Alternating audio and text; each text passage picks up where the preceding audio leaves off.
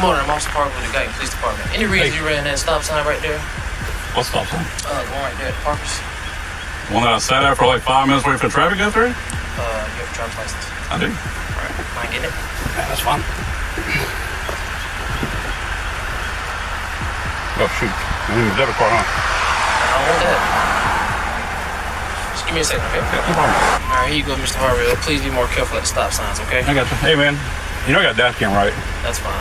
Okay. It's a stop sign right there. And if you have a dash cam, it'll show you running the stop sign. So.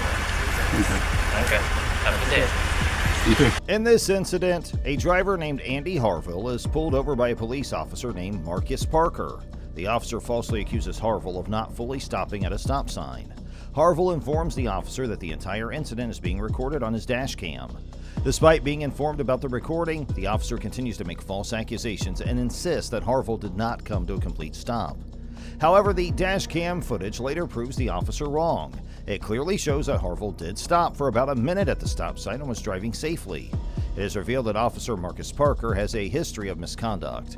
He had previously been put on administrative leave from a different police department for driving under the influence. He had driven home in his patrol car after consuming multiple drinks at a local restaurant while off duty.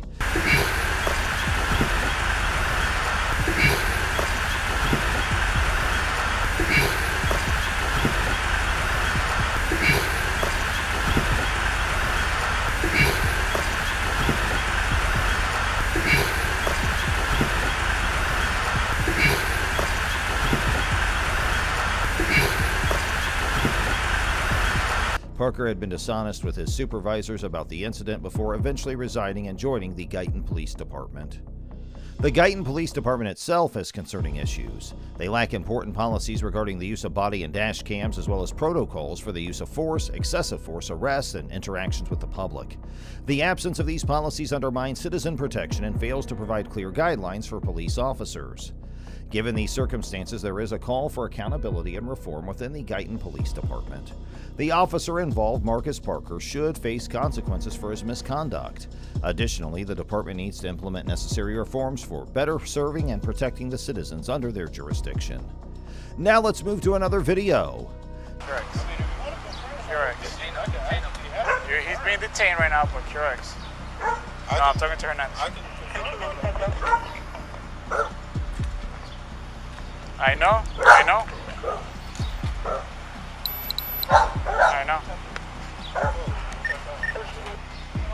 Gonna be checking for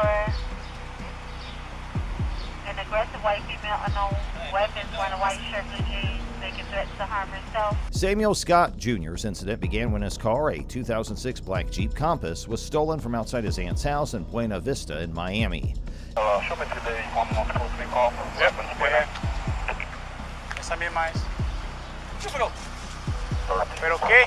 ¿Qué estás esperando? ¿Tú eres un sargento? Ok, yo tengo mi sargento. All right? Okay? After the theft, Scott immediately called the Miami Police Department to report the incident and seek assistance in recovering a stolen vehicle. However, instead of receiving help, Scott found himself wrongfully detained and arrested by the same officers he had called. Despite being a victim of a crime, the police officers believe Scott was the perpetrator based on a description that matched his appearance.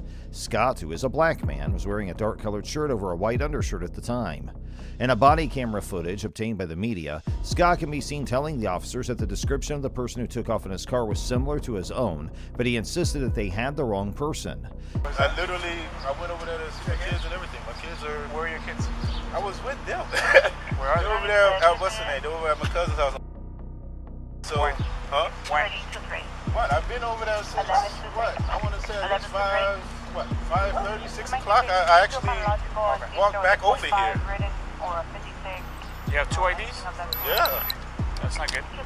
Well, one is an ID and one is a driver's license. Okay. All right. Scott questioned why he would call the police if he had stolen his own car, and expressed his concern for his children who are left unattended while he's being questioned. You know what's up, okay? All right, but... You mind if I sit in the cars? I really don't know It's a bigger space. what I did. I really don't care, but...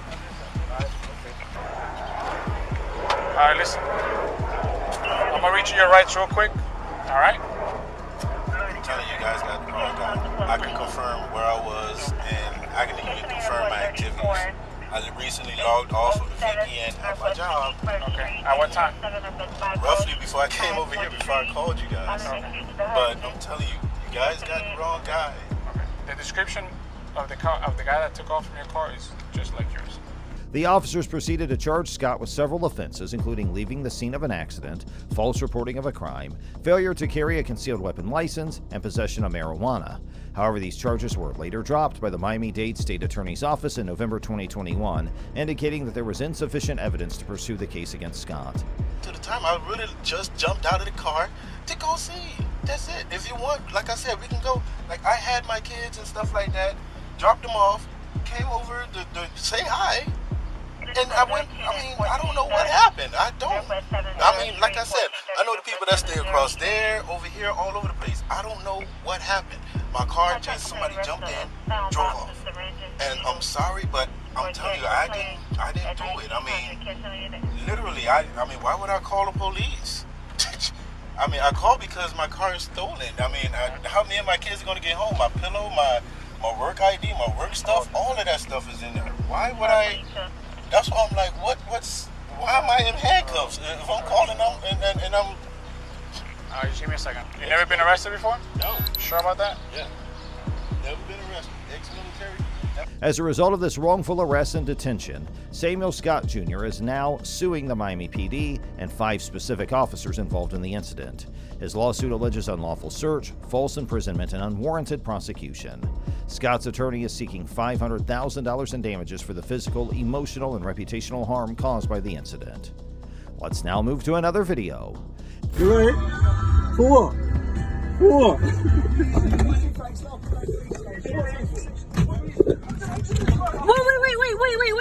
He didn't do anything. No. For what? Then why are you touching my son? He's in the car. My son is in the car. I don't want you to look after him. My son is in the car. No. Yeah, that was me. No one's going to be hurt. Just get out the car. In this incident, the London Metropolitan Police pulled over 2 world-class athletes, and they have been accused of racial profiling. One of the athletes is Bianca Williams, a member of Great Britain's sprint team. According to Williams, the police officers approached their car aggressively and seemed ready to break the car window within seconds of their encounter. Ricardo dos Santos, who is Williams' partner and a record holder in the 400-meter event, denies the allegations of cannabis possession made by the police. He expresses feeling hurt and fearful as a result of the incident. Guardale con la pistola che le punto. Sì, basta che non appuntati qua, non ci voglio. Ma sto puntando, non so che se sei. Che sei? Fatti proprio, fatti No, basta che non sparano. È una macchina nuova quella, che sei? One other video surfaced showing AC Milan's Tom Way Bakayoko being detained and searched by police officers who had firearms drawn. Fatti piano. No, le vedo. Le punto, oh. Le vedo. C'è una visuale precisa proprio.